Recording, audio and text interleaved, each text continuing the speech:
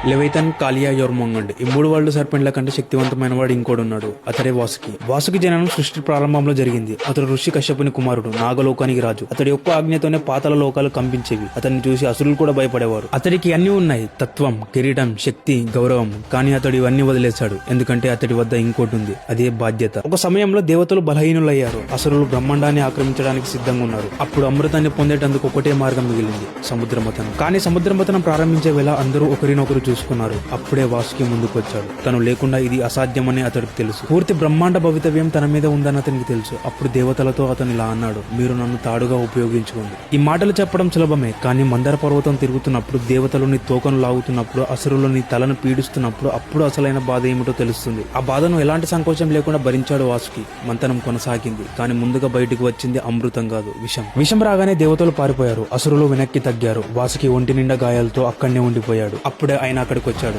మహాదేవుడు. ఆయన ఆ విషయాన్ని తాగాడు, అందుకే అతనికి నీలకంఠుడు అనే పేరు వచ్చింది. మతనం తర్వాత వాసుకి పూర్తిగా కుంగిపోయాడు. అప్పుడు మహాదేవుడు అతడికి తన మెడపై స్థానం ఇచ్చాడు. వాసుకి లేకపోతే ఎప్పటికీ అమృతం వచ్చేది కాదు, దేవతలు గెలిచేవారు కాదు. అంత చేసినా అతడికి అమృతం కూడా ఇవ్వలేదు. కానీ అతని త్యాగాలే అమృతం తాగకుండానే అతడిని అమరుణ్ణి చేశాయి. అందుకే గుర్తుంచుకో, మన ఈ బ్రహ్మాండం కేవలం హీరోల వల్లనే కాదు, నిస్వార్థ త్యాగాలు చేసే వారి వల్ల కూడా నడుస్తుంది. నెక్స్ట్ పార్ట్ లో ఆదిశేషుడు గురించి చెప్పనా?